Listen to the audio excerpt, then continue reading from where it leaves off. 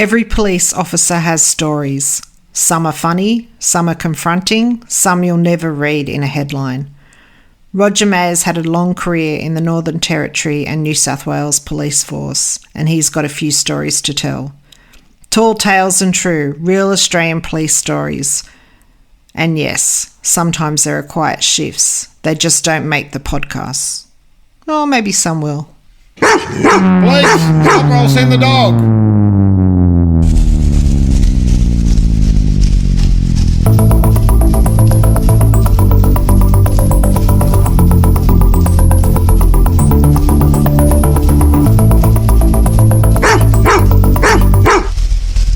BKG, any dog on channel? Dog 11 on channel, go. Dog 11, a 10:15 Bear Street, Smithville, re-break and enter in progress. Dog 11, copy, 5 minutes. Dog 11, off at the scene now. Person's decamping, releasing the dog.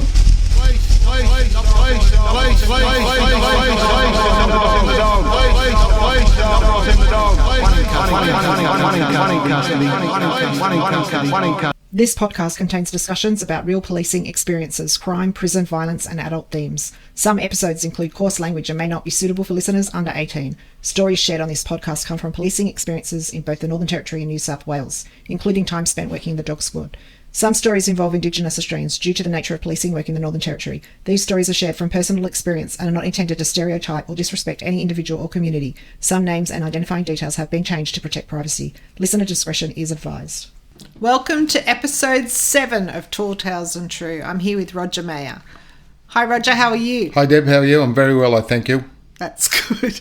Last week we talked about the mysterious Gulka Man. That was a pretty interesting episode. It was. I did. I enjoyed it. Brought back some fond memories. Yeah. Before we start, I should say we should introduce, and because we're talking about Arnhem Land, we'll use some gumage. All right. I'm going to say Namarani. How are you? And you say Mindmuck. So I say Namarani, and you say Mindmuck.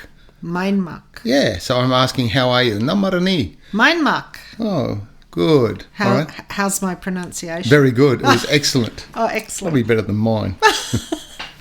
That's good to hear. So this episode, we're talking about another chapter in your book, Tall Tales and True, and the chapter's called Escape, Hunt and Arrest of Archie J.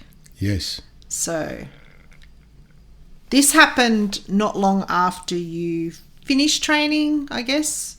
You were still at Nhulunbuy. Yeah, I'd been And in maybe a year or so. I've been in the cops a couple of years, I think. Oh, a couple of years. Yeah, a couple of years there. Okay. Yeah, I wasn't brand new at that stage. I was an old hand after 6 months.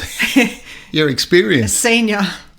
Yeah. So you're off duty. It was in September. I'm not sure of the year for this one. Probably about 1980. 1980? Yes. Heading into the wet season. Yes. You're with your wife, Louise, driving into town. Yes. Just 5 minutes from home. And, oh yes, in your book, you said that even on your days off, you would drop into the police station. Oh, yeah, it's a bad habit. And drive your wife crazy. Drive her insane. Why would you do that, Rog? In case I was missing out on something, keep up with what was happening. We had a C&E book, Complaints and Inquiries Journal, the C&E Journal, and everything that happened. Any inquiries or investigation went into this journal, and it was a habit of the police to come in and just read that. And the first job you did when you came back after, if you had a couple of days off, was read the C&E Journal. It's a bit like scrolling on your phone on Instagram. Yeah, scrolling on your phone now. When you wake up in the morning. Yeah, but we used to go through and read what had happened, and then you're aware of what had happened. Patrols and whatnot. And I just guess I was just a painful husband. Drove her mad. I can see why. So you're driving into town. Where were you going? What were you doing? Nhulunbuy is a very small place. You can walk around it in 5 minutes. We're going to the shops. Yeah. Just going down to have a look around. Call in the police station, which is right at the back of the shopping centre. You've got your Woolies and butchers and the flight centre, MMA, Mickey Mouse Airlines office was there. Oh, yeah. I don't even know what the real Mazzling Airlines. I think we called them MMA. It was Mickey Mouse Airlines. The staff even called it that. The old DC-3, the Goonie birds. We used to fly in those. There was a chemist there, and he had a bit of everything in the shop in the chemist. The Woolies. There was a sports store, a TAB, which was very important, I think, for the locals there to have a bet, and a couple of other shops. Do you think the airline's still in operation? No, it went bust a long time ago. Maybe if they were called Mickey Mouse, it might have lasted longer. So you're driving into town, yes. And you see... Well, I see a group of Aboriginals. A group of men. Group of Aboriginals, young fellas about, in the early 20s, walking into town along the main drag. And most of them you recognised. I knew most of them, but funnily enough, I don't know how I came about knowing, because he wasn't from there. He was from Groote Island, which is a couple of 100 k's away, and he escaped Groote Island and come over there. Now they're different clan, different tribes, but then the funny thing is that people don't understand. I don't think that they can pick up the different dialects very quickly, because some of the words are similar. And it's like us saying hello or g'day. Mm-hmm. If you're Australian and you're overseas and you met another Australian, you could say g'day and they'd know exactly what you meant. But if you said to someone who learnt English in a foreign country, in France or, Europe or even America, although with the ads they know what it means, but you said g'day, they go, I don't know what you're talking about. But after being with them for a couple of days, they learn your dialect and you go, oh, he's saying hello. Yeah. So they pick it up very quickly, and they're clever like that. They can speak, 2 or 3 different dialects. Yeah. Somehow I knew the different clans, how they looked, the different people. I knew the Guruis looked different from the Unipingus, looked different from the Munungurs, looked different from the Munungarich, looked different from other clans, about 7 clans. I could tell them all apart from their family and their skin names. So I knew which skin name belonged to which clan. So did you recognise him as being someone who was wanted? Yes, I knew he was wanted. I even knew his name. Right. And I said to my wife, that's Archie J. Drop me off, go to the police station and tell them I'm following Archie J. I won't use his full name. Mm-hmm. And it was an unusual name for that area. It didn't belong in that area. It wasn't his local skin name. So I'm picturing Louise just shaking her head and drove to the police station. Here we go again. We're supposed to be off duty. We're going shopping, get some groceries. And she raced in the station, and all the way down she's saying the name in her head. Archie J, so that she didn't forget it. Yep. And she just ran into the police station. She said, Archie J. And then they looked, the police, and then she said, the name I just said, Roger's following down the main street. Matthew Flinders Drive, I think it's called, Matthew Flinders Drive. It was Matthew Flinders. We circumnavigated Australia and mapped it and all the rest of it, so it was named after him. And the local, couple of the boys, or one of the fellas who was working, came up, and there was no fuss or anything. There's nowhere to go. And they just sort of stood there and they put him in the back of the truck, took him to the police station. And so he just went into there until he's... And so he was charged and kept in custody because he'd absconded once already. Absconded means he ran away from where he was supposed to be, because he was on bail at Groote Island. And that's why they... Oh, that's why he was wanted. That's why he was wanted. He was absconded from there, and they'd sent warnings over, sent a flyer out or something, or there'd been a radio message put out that he might come there. There's a couple of places he could go. Numbawar and Nullumboy. Numbawar that is Groote Island. That's on the mainland, but there's a lot of Groote Islander people there. It's an outstation of theirs. They get a lot of problem. There was a lot of spearings and fighting going on there. But he was known there, and they would know him. So there he probably was less known. There was another fella from Groote Island that I had to guard one night, just by the by, and his name, he had a really nice name. His name was Simeon Simeon, we had to bring him from Groote Eylandt because he stabbed his father with a screwdriver and killed him. Stabbed him in the chest, and there was an out, they were going to, because his father was a very important elder. And young Simeon, in his bad temper, had stabbed him. He was about 19 or 20. So we had to fly him to go from Groote Eylandt to protect him. And I spent the night guarding him so that no one came to kill him. Right. The tribal law. Yeah, tribal law. But this young Archie, so he went into custody, and court gets held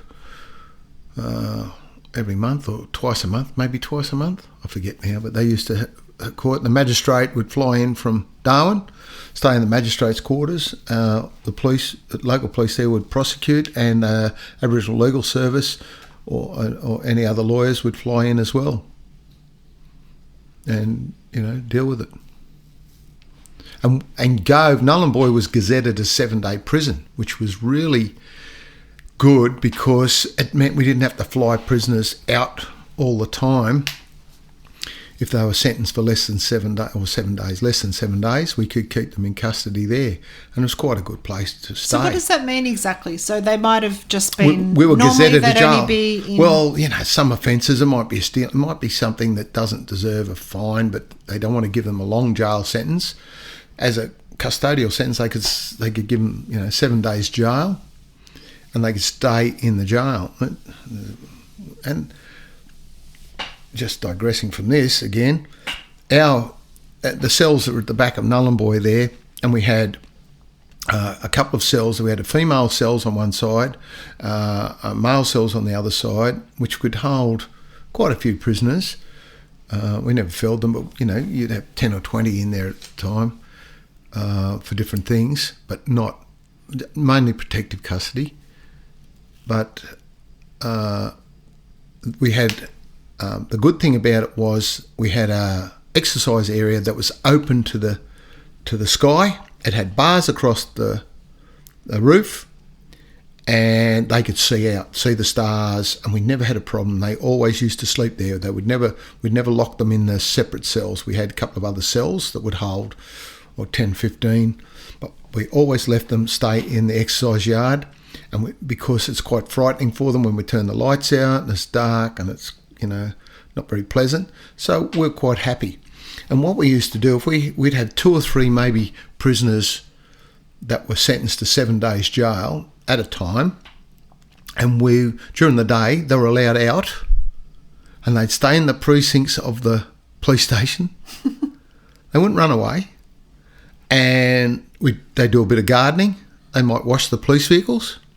They'd get breakfast, lunch, and either lunchtime, mainly lunchtime, the women, their wives and whatnot, would bring food and cook it on the barbecue there. Bit of tucker. And it was all very civilised. Then come 5 o'clock, everyone in the cells, they go back in the cells, lock them up till the next morning. Well, we had a visiting boss come from Darwin to do an inspection. And he's out there, and we let the prisoners out, and he says, "What are those fellas doing out there?" They're washing the police truck and a bit of gardening. I said, they're the prisoners. Well, why aren't they locked up? Oh, because we let them out. You can't do that. They're in custody. So he made us lock them up. And they weren't happy, we weren't happy, but that was the rules. But we never had an escape. Where were they going to go? They knew they were going to get arrested. They did their 7 days. It was actually probably 7 good days for them. They got 3 feeds. Yeah. They got cups of tea. All they just hang around the police station. Never went past. There was no front gate at that stage. There is now. There was no front gate. There was a bit of a yard. There was a car park area. There was the single men's quarters in front with about 3 or 4 rooms and a kitchen area, and the police station, and they were happy to stay there. But no, this... Follow the rules. Follow the rules, boss. You must have them locked up. I didn't like it. I liked them being out. We never had a real problem. It's kind of the beauty of being in a remote area. Right? Where are you going to go? They're not going to go anywhere. They're not going to walk out in Arnhem Land to escape. They're going to come back. Yeah. Anyway, so Archie J was kept in custody. So do we know what he did originally? I was stealing motor vehicles. He was a good break and enter and motor vehicle thief on Groote. But there's nowhere to go on Groote. Groote Island's an island. It's all made out of, they mine manganese. It's a manganese island. I think it's all manganese. Nullarbor was all bauxite. Gemco are the company there. Nabalco was at Nullarbor. Gemco were there, and they mined manganese. The whole island's manganese. And they all got pretty good money there. They got royalties. Every sort of man, woman and child on the island got about, I think maybe, don't quote me, this is back in the 80s, got $6,000 each every 6 months maybe, royalties. Might have been more. So every man, his dog, when they got their royalty check, would be taking their boats and 4 drives there and selling them. Excuse me. And so they knew people had money. Yeah, they knew they had money to spend. And so Archie, he fled from Groote Island and came to Nullarbor, and I happened to see him and arrest him. And then he waited a few days and then came into custody. Yeah. So then he went, like it was time for him to go to court, right? Yes. To have his matter heard. Yes. And that's where he absconded from. Yeah, so what happens on court day, it's a busy day. There might be a lot of matters on. There's usually a lot of, not many hearing matters, like a matter for hearing, and hearing might be a couple of hours, half an hour or half a day. They set down a time for that, might go for a couple of days, which is unusual. But we have what's called a call-over. So you would go before the magistrate and either seek bail or seek an adjournment for legal representation, and it'd be put over for another date, and it flows over and over and over. So Archie was there, and there's nowhere the Aboriginal Legal Service who fly over have to deal with the matters. All the people that are have been charged, they have to speak to them all, get a story from them, and to represent them. And they just do it at the front of the court. Now, there was a sergeant and a constable out of my class, Dave, and the sergeant, Jerry, lovely guy. They're busy, trying to watch everybody. So they brought Archie down, and the legal aid wanted to speak to him. So they go, here, go and speak to legal aid, and then we'll, take him back into custody. So there's no holding cells? There's no holding cell there. There's the court. You walk them down an alleyway, walk them down like the walkway wherever the public go. There was no, like in Sydney and other courts where you have in New South Wales, for instance, most of the courts were attached to the police station or nearby, or you drive them there. In this instance here, the courthouse was behind the police station, but there was just a covered walkway, and you walk them out of the back door of the police station, the black door of the car park.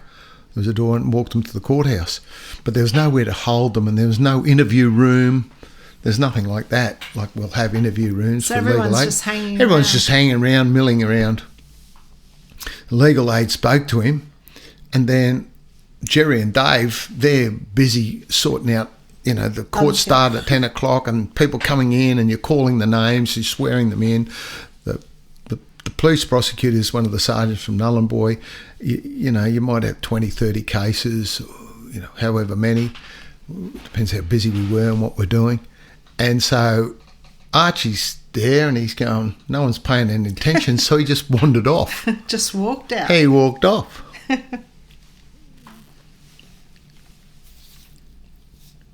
So then when did you notice he was, when did they notice he was missing? Well, it wasn't till his matter was called. Right.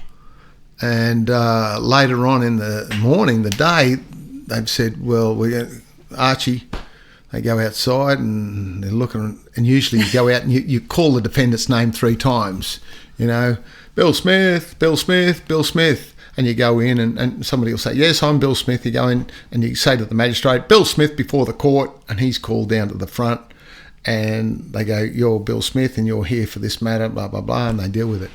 Or you go, Bill Smith, and you go inside and you go, no appearance, your worship.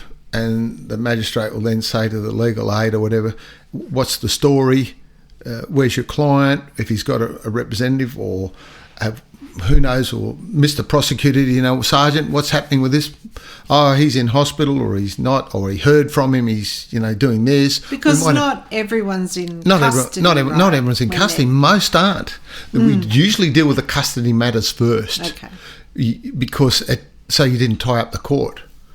But, sometimes it's just a bit of a cluster. There's people running. And in big courts, like when I was in Sydney and I go to Castlereagh Street Court, Downing Centre, there's hundreds of courts there. There's floors, and there's 7 floors, and then you've got the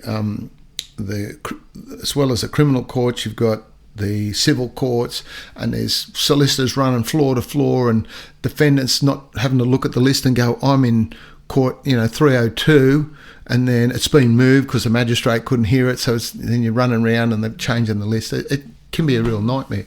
But this was just, little Nullarbor. And Archie he made his way. We didn't know this till later on, of course. I was off duty. I wasn't working. So when did you find out? I didn't find out till that afternoon. I didn't find out for a couple of days. He'd gone. He'd disappeared. So what he'd done was he was a good cunning car thief. He'd gone across. There was the married units for couples that just with no children, and they had these flats near the beach, and they were called the married quarters. Married flats. For the police officers? No, for Nabalco employees. These are all Nabalco. They have all their own housing, I might have said before. So if you've got a family, you've got a house and you've got a flat, and the single men had rooms at Gove House, dormitory, their own room and a big kitchen and dining room. They got well looked after. All free, I think, pretty well. So he went over and found a short wheelbase Toyota, and he stole it. He broke into it and stole it. And it was reported later that night, and then a couple of days later, I think it was on maybe a Saturday, I was working day shift, and we got information. The things happen out in Arnhem Land. The information that seems to flow between communities is unbelievable. You the just bush wonder, telegraph. Bush telegraph, really. And there was no mobile phones. There wasn't even a real good phone system, but the bush telegraph worked really well. And I think one of the medical planes had been out to Banyala, which is an outstation, about 200 kilometres south of Nullarbor, out of Nullarbor, a dirt track, really rough road to get to. And information from the medical staff was that he was there. So they told us, they said, Archie J, his father's got a camp there. We didn't know his father's got a camp there, or a relative's got a camp at Banyala. And Banyala was just a beach camp with some tin humpies and nothing there really. How many people would have been living there? Maybe, it might have been 40 or 50. Now, the reason I got roped into it was because I'd been out there about doing a patrol out there 2 weeks before. Me and another experienced cop who was senior to me, Mick, were tasked to go out there and do a patrol to check on the place. And you load up because you've got to take all your fuel, your water, camping equipment and food for a couple of days. I got instructions because there's no GPS, you had a mud map, there's maps of the area, but you need local knowledge. And somebody had been out there before told me this is how you get there, and when you drive out there there's a thing called the jump up, and the jump up is when you're leaving. They're going over this mountain range, and he's explaining that to me really carefully. And we've got a long wheelbase Toyota, and he said, when you go up the jump up, when you go up, you put the vehicle in low very low 4-wheel drive, and we have like an automatic accelerator on it. You put it in first gear because it's a manual. Got the clutch, got 3. You get out. You just let it drive itself up, and when you get to the top of the jump up, you're on these 2 wheel ruts, just 2 humps, and it's a drop off both sides when you come over this hill like a mountain. And he goes, if you put your foot on the brake, your back wheel will slide and you'll fall off. I'm going, oh yeah, this sounds fun. So put the vehicle in first gear, put it in low range, and no accelerator, and you're just going to let it drive itself down the hill in the ruts. Just stay in the ruts. Like your track. Like a track. Yeah, like a track. And like a train track. Yeah. And when you get to the bottom. And the description of was how you get there. It was like a mud map. And he goes, so you're going to go across the Buffalo Plain. I go, okay. Was there really buffaloes? Yeah. The Buffalo Plain, and it's still the dry season, it's not wet. So what happens is a big mob of buffalo up there. In the wet season, they go out there and the ground's all wet and they've got feet like dinner plates. And they go across this Buffalo Plain and tromp it all down, and then it dries out like concrete. And these big holes, like dinner plate size holes of where their feet were, harden like concrete, and you have to drive like at 5 kilometres an hour over them, otherwise just shake your vehicle to death. And it goes, this big plain, Buffalo Plain, just seems to go for about 1 kilometre or 2, and you're driving over this. So it's just like it's a road covered in potholes. Yeah, just potholes. It's not a road. It's not a road. It's not even a track. It's just you drive across this. Then when you hit the track, and you'll get to, I think there's a photo in the book, when you get to a divide in the road, you take the right fork, and on the left-hand side, someone's painted on a piece of corrugated iron to be erected in this site, KFC and McDonald's or something, in white paint.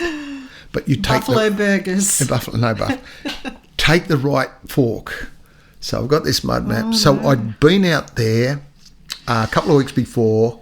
You have to, now it's 200 Ks, but it takes you 10 hours to drive it. It's about 10 hours. That's because you're driving through trees, the track, going up the jump up, going across the buffalo. It's a tough drive.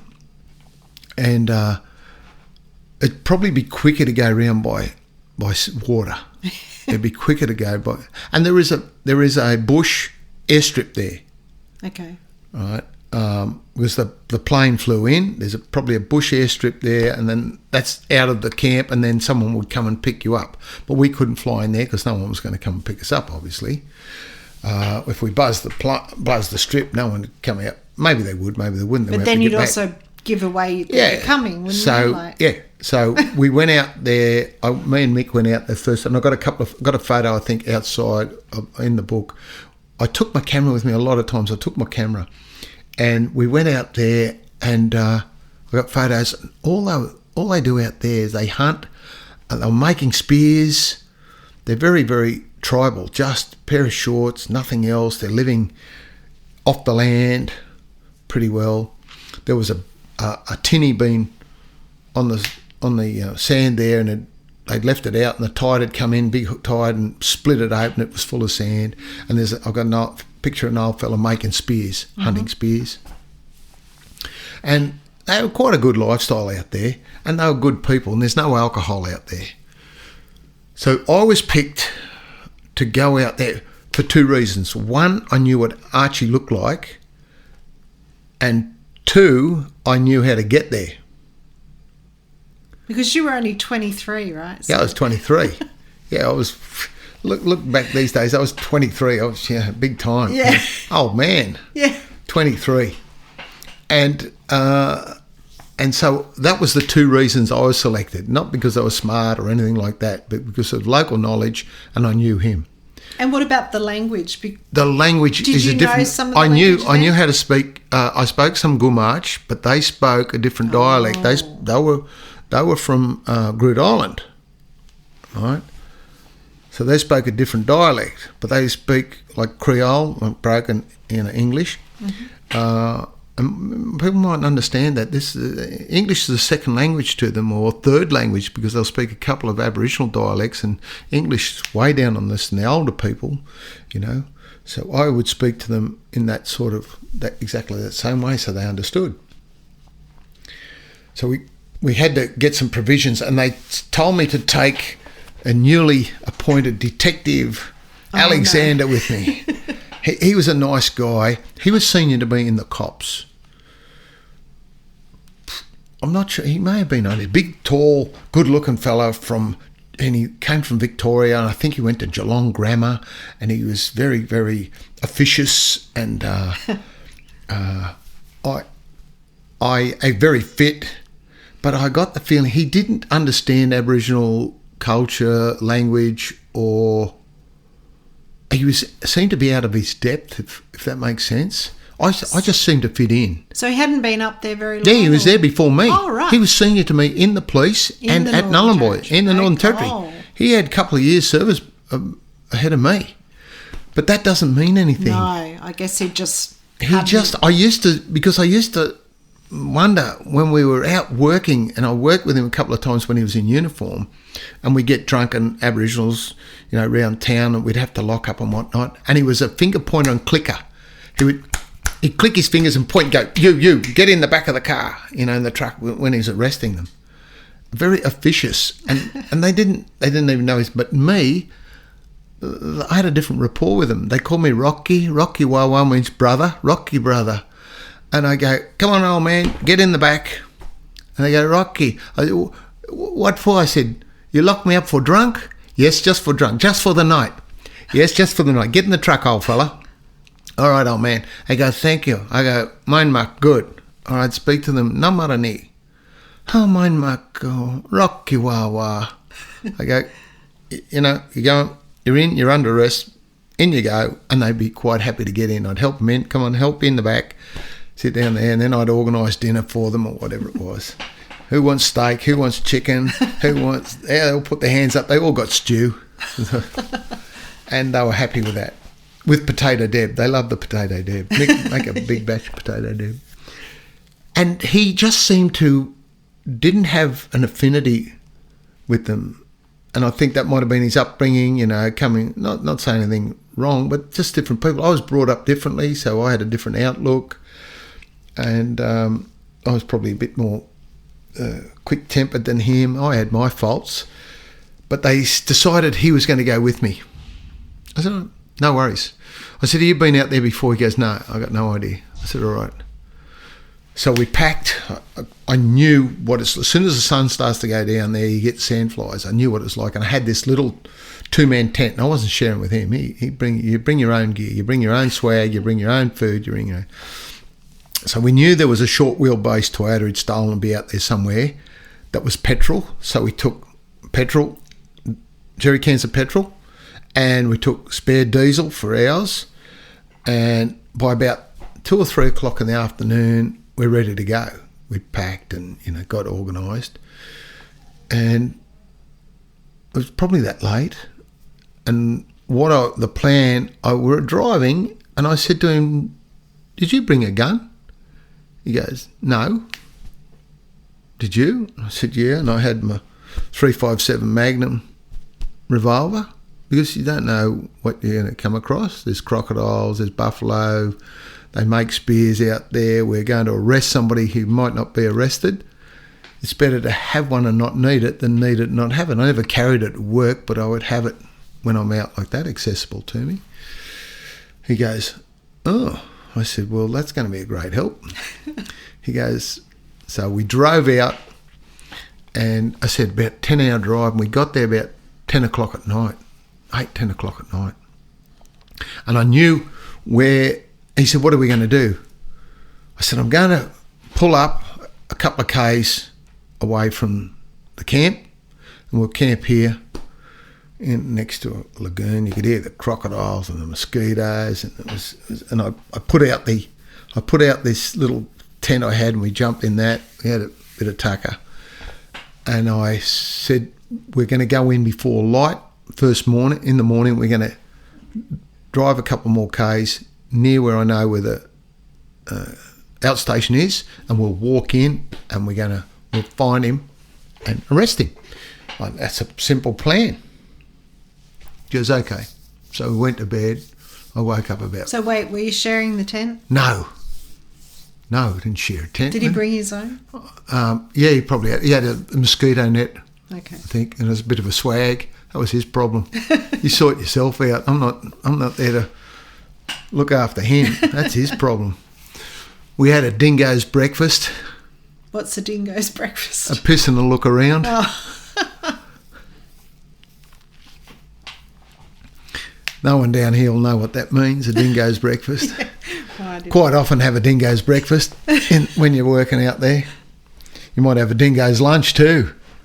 Oh. And if you're not prepared, you'll have a dingo's dinner. They don't often get to eat. So I woke up about 5 o'clock. We pulled the camp apart, which didn't take long. Threw it in the back. We got a cage area, and between the cage and the cabin, you can fit like 3 seats, 3 people in the front. There's a storage area where we put the jerry cans and just threw our camp gear in the back. Drove in a bit closer, and I get there and it's close to 6 o'clock in the morning, I guess. And we get out and I sneak in, and he goes, "What are we going to do?" I said, well, I'll find someone and make him tell us where he is. That was the best plan I could come up with. I don't know what else to do. What am I going to do? We're sneaking through the camp, and they're sleeping on these old mattresses, just foam mattresses, out on the ground. And because of the mosquitoes and sandflies, they all sleep under a blanket. They've got blankets over their head. And there's a couple of tin sheds. No, it's too hot in that to sleep. Most people sleep outside. Got a couple of tarpaulins up, probably. It'd probably be unbearable inside. Unbearable in the shed. Yeah, it's too hot, and on the sand. And I see a fellow lying, and because a lot of them will corroborate, they'll talk during most of the night, sit around talking, because they're very spiritual, a lot of the Aboriginals, and they're frightened of the dark. There's devils in the dark. There's a lot of spirits around and devils, and that's why they like to congregate and stay together, because if I by myself, devil might steal me. So there's this thing about, staying awake. They don't like the dark too much, being away. And I see this fella lying on a mattress, and I see the light of a cigarette. He's smoking. And we creep through the camp, stepping over people towards him. And there's somebody next to him, and he just leans over and points next to him with his finger to the bloke sleeping next to him. Giving him up. He's just pointing like this, and I go, shh, put my fingers up. And I go over, I pull it back, and it's Archie J. I said, "I gotcha." Something stupid like that. I said, "You're under arrest." And I pull out my handcuffs, and I put a handcuff on him because I don't want him running away. I put one on his wrist, and I got hold of the other one. Unlike the movies, you don't handcuff yourself to people. I don't know why. Who wants to handcuff themselves? If they're going to jump off a cliff, you don't want to be going with them. They're going to jump under. It's a bad idea to handcuff yourself to somebody. You can hang on to it, but don't handcuff yourself to them. And I wanted to hang on to him, not just have a cuff and him run away. So he's already run away twice. He's run away twice. I'm not giving him an opportunity, especially with my cuffs on. And I did a silly thing. I pulled out the 357. I pulled out the Ruger, and I said, "Don't make a noise." He starts yelling. He's yelling to bust. And the camp's starting to come to life. I see groups of people coming, and I'm going, and we're trying to back out, and there's groups of men coming and women, and they're all sleepy and whatnot. I see a few. Don't know what's happening. I don't know what's happening, but I see a few spears produced, hunting spears, not fighting spears, but hunting spears. And old man comes up, he's poor old fella, and he goes, "Don't take my son, don't take my son." I said, "Look, old man, he's got to come back to Nhulunbuy. He'd go to court. He goes, I'll pay. I said, you can't pay now. He wants to pay a fine. I said, you pay after he's been to court. Anyway, while they're sort of mumbling and carrying on and deciding what to do, I said, where's the vehicle you stole? He points with his lips and goes, in the bush there. So we start walking that way, and they haven't gathered their thoughts, and Alex is with me, and his eyes are like saucers, I think, and we're backing out. And I said, back to our vehicle, back to our Toyota. So we're heading back to our vehicle, and I put him in the back of the truck, and they start following us down. I said, where's this Toyota? And he's in the back, and he's pointing, and he's left it in the bush away from the camp. So we go down there, and we're about a kilometre away from where the camp is. And I look at the Toyota, and he snapped the cowling of the steering wheel, cowling that covers it, and he's used and prized off the key area, and it's just open. And since then, I know how to start vehicles and whatnot that have been stolen. I saw them in Campbelltown all the time. And I said, how do you start? He goes, with a screwdriver. So you put a screwdriver in, and you turn it instead of the key. So I grabbed a screwdriver or something I had, and I started it, and he goes, it's out of petrol. But it had enough. It got us down the road. It got us down the road a bit, about another kilometre away, and I filled it up with fuel, with petrol, and we'd fueled the long-range tanks on our Toyota would go, for a couple of 100 Ks, easy. And I said to Alex, you drive the stolen short wheelbase Toyota, I'll drive the police truck back. He goes, all right. And I said, I'll follow you in case there's a problem. And we've got another 10-hour drive to get back. So how did you go on the jump up? Oh, the jump up. How did you go on the way there over the jump up? The jump up was going there is worse than coming back. Coming back wasn't too bad. Going there was a bit, because when you go up, it's very steep going up, and coming down the other side. Coming back, it wasn't as bad from memory, but it was hairy. But with four-wheel drive, you put in low, you followed all the instructions. I followed all the instructions. I didn't do anything silly. Didn't touch the brakes. You're tempted to touch the brakes because but the speed, because in low, it won't go anywhere. It just crawls along. The trick is not to try and go too quick. Yeah. And with the old four-wheel drive, the old Toyotas, they go anywhere nearly. Yeah. So we drove back over across the Buffalo Plain and up the jump up, and we're going through this thick, all these winding through trees, big trees, and I must have been tired, and I've clipped a tree with the bull bar. I went, oh God. Oh, no. So anyway, didn't think too much of it till I'm trying to turn right, and the vehicle wouldn't turn. Would only go left. Oh, no. So I got back to town, and I had to drive around the town to get back into the police station because I couldn't turn right. And I'd bent the wishbone, the steering wishbone in the car I'd bent. And that caused another drama. But we got back, and we recovered this car. We got Archie back in one piece. No one was hurt.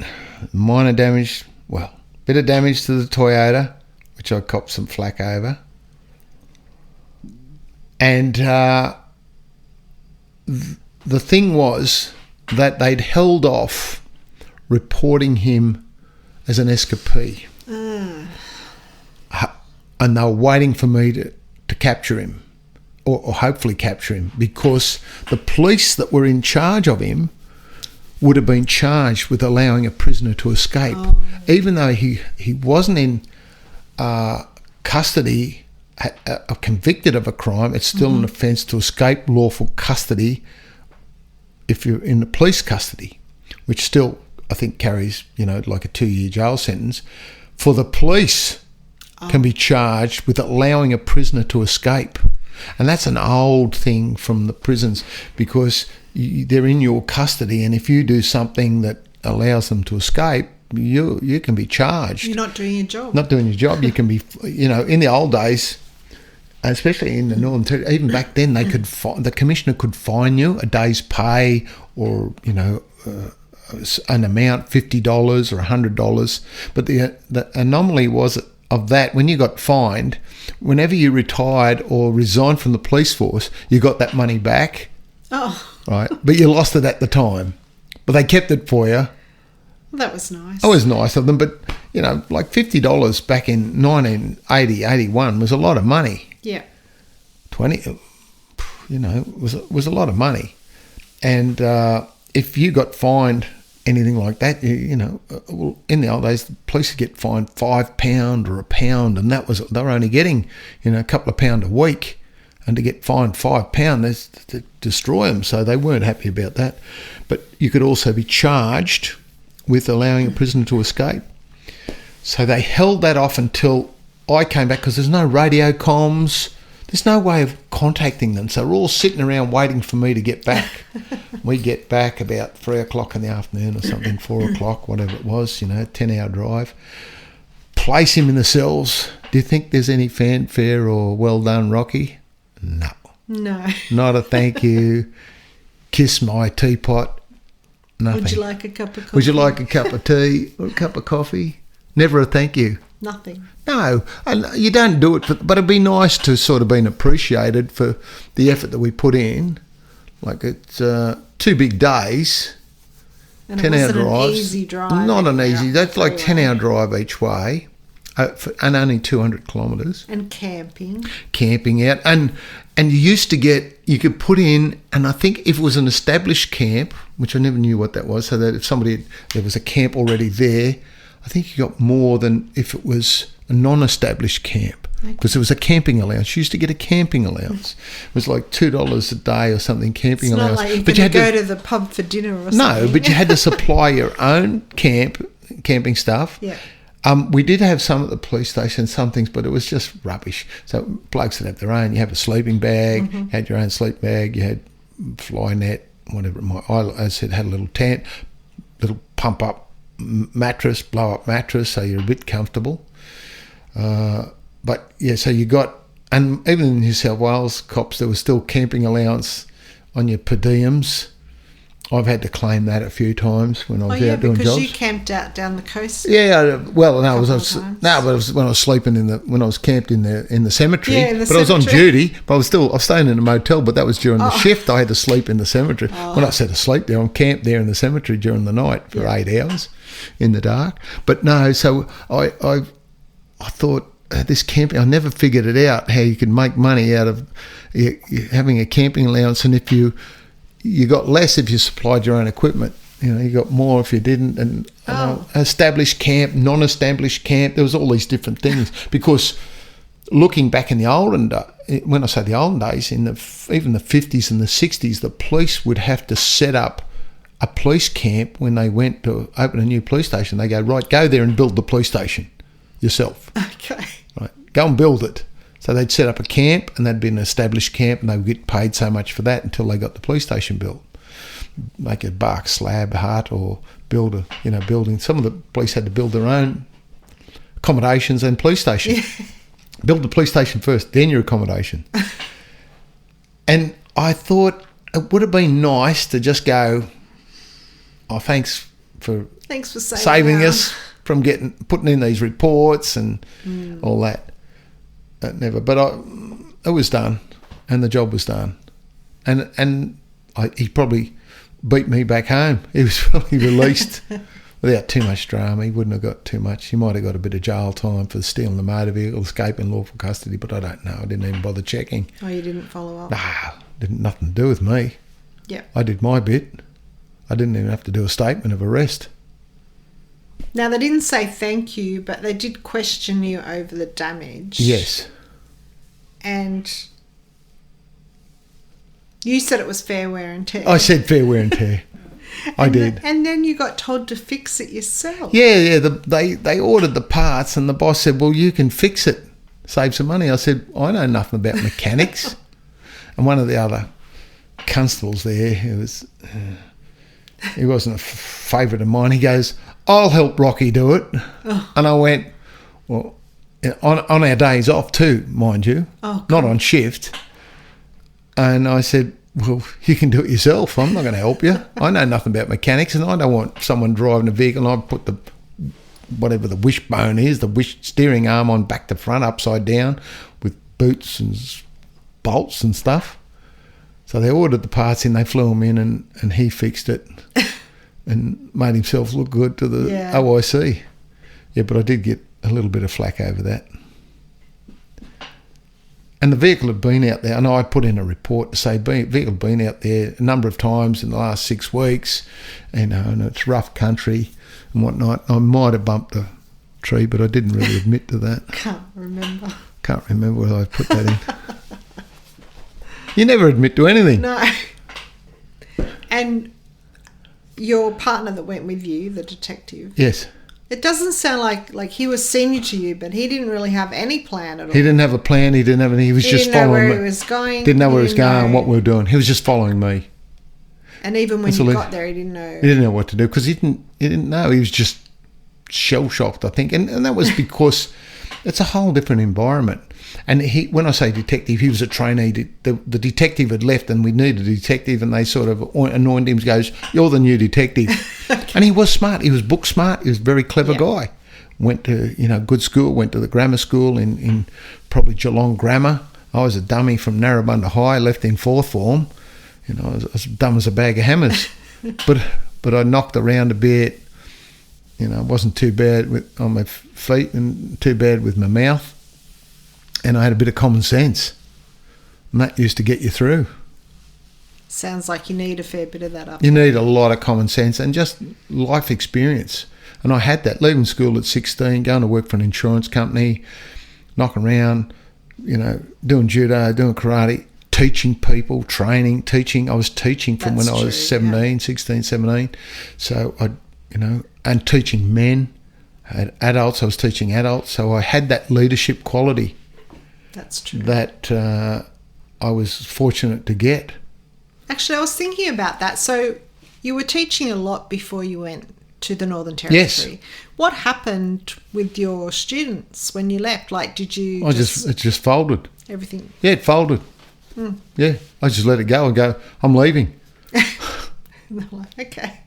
I went, but I'm still in touch with a guy from back then. Now, nearly 50 years later, still keeps in contact with me. Was one of a good student, a very, very good student, a good man, and I'm still in touch with him through our old friend Faceache. Faceache. And so Jeff, and he, thanked me. He went after he trained with me. He went and lived in New Guinea and worked, and it gave him the confidence in the compound, living in compounds and with the rascals up there, the dramas with the rascals. He went to WA and he didn't realise how much skill I'd sort of imparted on him, I think, because he went to a karate club there and he said, "I went up against this second Dan," and he said, "I beat him. I beat these second Dans very easily, when I was sparring." I go, "Yeah," and he goes, I said, "Because you've got some skill. Don't think just because he's a second Dan he's going to be any better." And he was very pleased with himself when he was able to, better some people who he thought would be better than him. And that was good. And very humble fellow. But yet, still, that was in 1973, 74, and I'm still friends, in contact with him now. That's what it does. Yes, I was teaching, and then in the Northern Territory I was teaching as well. It is interesting though with martial arts, like you can have a big variation of skill level. Yes. Even if you've got the same belt or rank or whatever. Exactly. It just depends on there's so many factors. Variables, exactly. And I never the belt never meant anything to me. That's why I was a brown belt for 43 years. I was happy being a brown belt, flying under the radar a bit, and a lack of confidence in myself a little bit. I wasn't trying to be humble. I just didn't think I was black belt material until people, said to me, "You should go for your black belt." I said, "Yeah, I should." So I did, made the effort and did it. I think a lot of people feel like that. I know I do as well. But, yeah, but you shouldn't, because you put the time in, you've got the skill and the knowledge, and just because, some 20-year-old who's strong is stronger than you, but they haven't got the technique, they haven't got the knowledge, and that's what it boils down to. But there's some people that just think, like, they just want that black belt and they think they deserve it. And well, in Japanese, it is shodan. Sho means first step. And in Japan, they don't believe till you don't start learning till you get your black belt. And that's my opinion. That the other is just like an appetizer.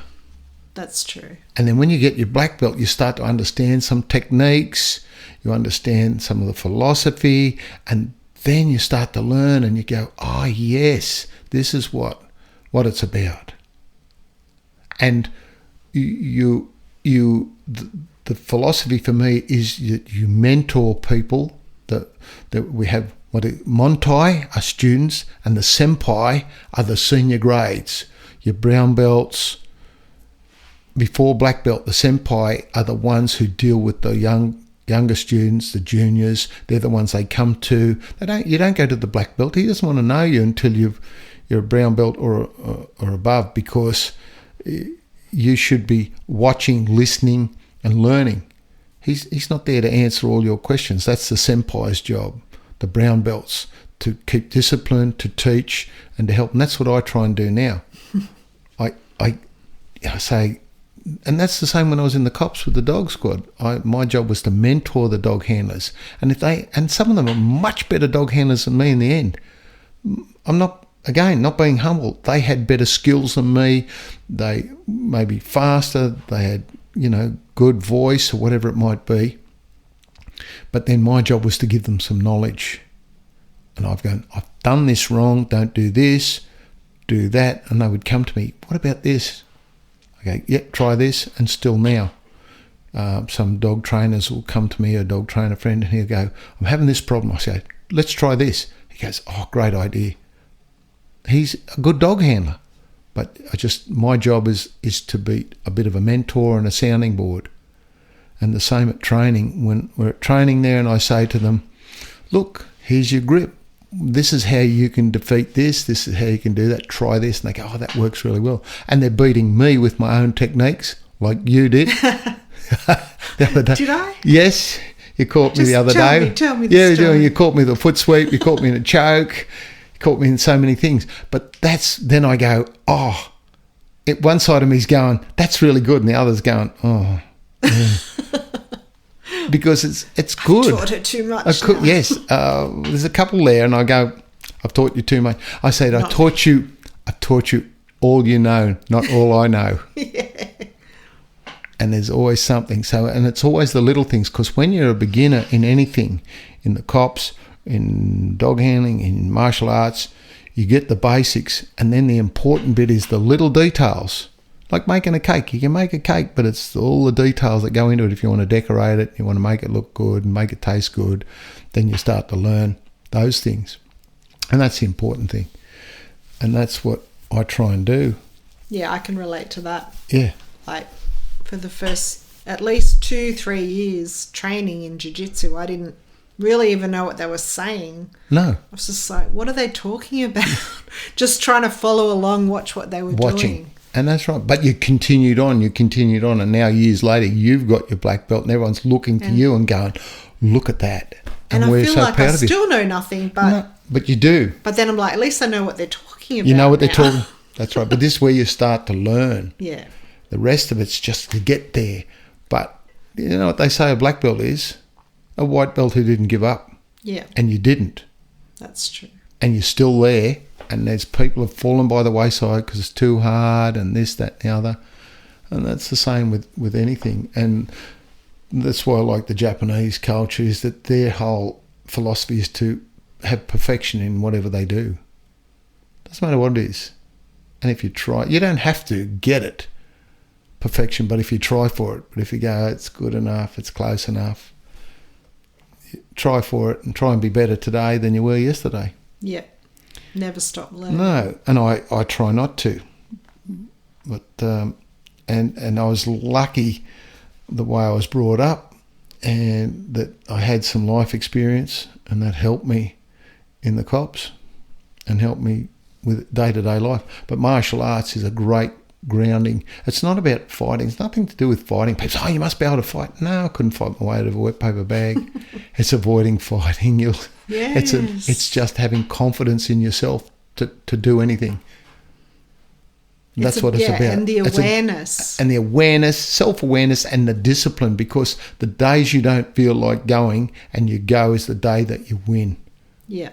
I go, oh, I don't feel like going training today, and I go, and afterwards I go, I beat everybody who was on the lounge. Exactly. And that's what I enjoy, and I go, I'm glad I came. And you know, the one thing I really love about martial arts training is that you go there with all these people, and they're from all different walks of life. Yeah. And, you know, I don't even know really half the people there. I wouldn't know what they do for a job. Nope. And they wouldn't know what I do for a job. And it's Doesn't irrelevant. matter. It's irrelevant. Doesn't matter. You're on the mats there together. It's like meditation. You can't think of anything else. You know what you've got to do after. You're there in the moment, and the camaraderie is really, really good. Yeah. And they talk about no ego. We've all got ego when you want to do well and you want to win, but then you temper that with other things. You go, oh, yes, I'll just try this. Or I got tapped out today. It doesn't matter. I'll keep going. I was actually talking to one of our lower belts the other day about ego, because someone had said something to him about, oh, you were doing this or doing that. You know, people always have an opinion. Opinion, yes. And I told him, you know, a lot of the time it's just their ego, and it doesn't matter if they're a higher belt. Like, even black belts still have egos. Of course they do. And it's just about trying to become aware. Like, for myself, trying to become aware of my ego and learn how to control my ego. Yes. And am I actually, you know, am I telling this person he needs to chill out a bit because he's actually just beating me and it's hurt my ego? Yeah. Or does he just need to chill out a bit because otherwise it's That's a really good point, because I've thought of that myself, because we've got a couple, you know, the white belts that go too hard, they're very strong. You don't want to get hurt, so you calm down, settle down. Yeah. And I had one of them say to me the other day, he goes, if I'm going too rough, can you just tell me to settle down? I think you know who I'm talking about. And I said, you're going good. Yeah. That was very good of him to ask. Yeah. And we had a good roll, and there was no real dramas. But yeah, ego, and like I think very famous band said, I think it was Shirley Strawn said, ego's not a dirty word, but it can get in the way, and it's with everything. And I have a huge ego. I think I told them the first or maybe I haven't said yet about the wife Jane when I trained her in the cops. We haven't got there yet. No, we haven't got to that. that part she yet. said she told me I was an egotistical prick. And I was. Yeah. And I am. Yeah. Well, when I was talking about the other day with this teammate, I was like, to try and know if it's your ego talking or if it's a valid concern when someone's training too hard, I look at myself and say, am I getting angry at this person, or am I just like thinking, oh, they're going a bit hard, there's no point? And I don't know, what do you think? Like, do you think if it's anger, it shows that it's more your ego? Yeah, I think it could be a little bit. I think it is ego, because we're a senior grade and you think you shouldn't be beaten by a junior grades, and that just doesn't happen. In life, it doesn't happen. No. Everywhere, there's people that are smarter than you, there's people that are better than you, there are people that are faster than you, there are people that are slower than you. So it does. I haven't thought of that thing, but I think you're right. Because when I was like earlier I think it is on in because my I get training. I get the same. I get, he's going a little bit hard, settle down a bit. But I don't actually say that, but I might think it. So I think you're right. It is. Because So you go, before I'd get like angry or Yes. and storm off like I'm not training with that person Yes. again, blah blah blah. Yep. But then looking back, I'm like, I think that was just my ego. Yeah, I'm the same. I go, I don't want to train with them because maybe they're too strong, they're too hard, Yeah. and they don't realise that. No, they don't, and No. it's their one of their strengths, I guess, Yeah. in training. They can Yeah. use that. Yeah, exactly. But We'll if talk about if skill. you're training together, and for example, as a older woman, I'm training with a young guy, and he's like just pinning me down to the ground, and I can't move. Then There's no point. it's not really benefiting either of No, us. and that's right. And that's what's happening sometimes. Yeah, and that's when I think actually this and then isn't- a lot of like a lot of good black belts. If you've tapped them, they've let you do it. yeah, They have let you do it. yeah, There's no risk in the world. And you go home and you go, I tapped out the black belt or I tapped out the brown belt, And I used to say to some of the guys there, they're strong, that's just started. I say to them, it takes the steam right out of them. I go, you'll be able to go home and tell them you beat up a 69-year-old grandfather. And they look at me and they go, well, it doesn't sound so good when you say it like that. I said, well, that's the truth of the matter. Yeah. You as a 30-year-old or a 20-year-old beat a 69-year-old grandfather who's got pins in his shoulders, busted knees, and you tap me out. And I go, you must be proud of yourself. Go and tell your wife that. And he goes, I'm not going to tell him that. Because it doesn't sound very good. no. And the other thing is when you're training with higher belts, Yeah.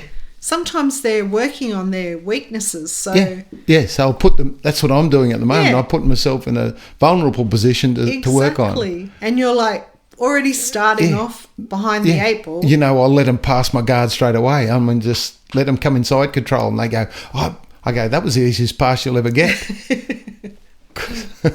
But you don't really understand that at that time. No, When you don't understand You it. think, oh, I've passed his guard. Yeah. And in the old days, when I first started training, you got beaten every night.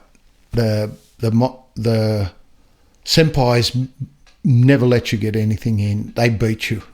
They pounded you. And a lot of people gave up because you're just getting hammered. The ones who didn't then progressed and they became senpais, the senior grades, and it was propagated a bit, but that was the way the old style was, that we only wanted the ones who survive, and we lost a lot of people. The same so judo didn't have that philosophy. Judo was a little bit more giving, but karate was hammer them, bash them, bash, and the ones who survived, but then business came into it. Once business and money comes into it, and the instructors are having to pay rent or make money out of it, then we had to change. Because, I went from about 20 students to 4. I'm going, and I had 4 tough students. And I was 19, I'm going, how good's this? Luckily, the rent was 50 cents a night or whatever. It was a couple of dollars a night because I wouldn't have made any money. It didn't make any money out. It didn't cover even petrol money, but that wasn't the point. The point where they're training. But I said, I've got 4 really good students. And the rest of them just went, this is too hard. I look back, I go, then when I went to Japan in 76, they have the old instructors teaching the children. Not the young black belts, not the young senpais, old, like 60, 70-year-olds teaching the kids. And it's all fun. They're not smashing them, bashing them. Then by the time they're 13, 14, 15, they can start them on real judo. And I went, oh, what a good idea. So I took that philosophy on a bit. And I used to be a lot easier when I ran the kids' training. It was all fun. It was games, fun, building the skills. And you got some good, because then there's some natural fighters with natural aggression, but the others were just there for fun, and if you just concentrate on the ones that are, going to be champions, then what about the rest?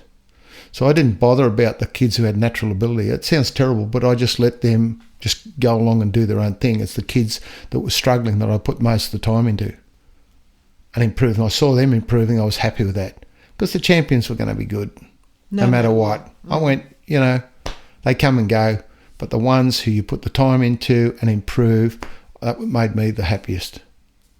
Yeah, and those are the guys that are naturally good at it don't always stay around. No, they don't. They move on. But the ones who maybe aren't so good, but yep. you make a big change, even if they're never going to be world champions, you're going to change their lives. I wasn't naturally gifted as a judoka.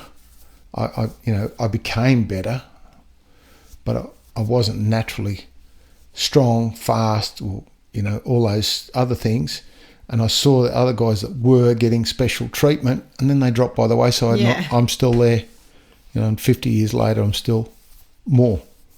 I'm 70 coming up. I started when I was 10, so virtually 60 years. I'm still happy. Yeah. I can still put a gi on and be happy. Well, I struggle. Thanks, Deb. Thank you, Roger. So we'll be back next week. I don't know what we're going to talk about next week. Ooh, I'm going to have a look in the book and see what's next. We'll see we'll keep them guessing. Yeah, we'll keep them guessing. Make sure you come Tall Tales and True, and Tales is TALS. Yeah. Oh, I did that. That's because the way I am. Because it was dog tails. Dog tails. I mean, yeah. It makes sense. Makes sense to me. Makes sense. Thank you. Thanks, Rog.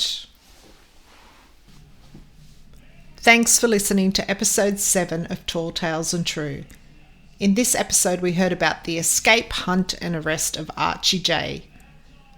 In the next episode, we'll probably hear a couple more stories from the Northern Territory, and then we'll head down to New South Wales to hear about Roger's time in the New South Wales Police Force.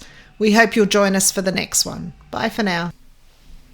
If you enjoyed the episode, make sure you follow, like and subscribe to the show so you don't miss what's coming next. We'd love it if you could leave us a review. It really helps more than you think. Got a story, question or something you want us to unpack on the show? Send it through. We read them all. And come hang out with us on social media, Instagram and Facebook. Just search for us and say hi. If you like this episode, share it with your friends, your family, your colleagues and even your dog. Especially your dog. They've probably heard worse podcasts anyway. See you next time. This episode is proudly sponsored by Five Islands Pest Solutions, servicing the Illawarra and Shoalhaven. If you've got spiders, cockroaches, rodents, or any other unwanted guests, Five Islands Pest Solutions has you covered. You can find them on Facebook or Instagram, or just search Five Islands Pest Solutions online. Give them a call on 0424 158 828. Because Roger spent years dealing with pests on the streets, now our sponsors deal with the ones in your house.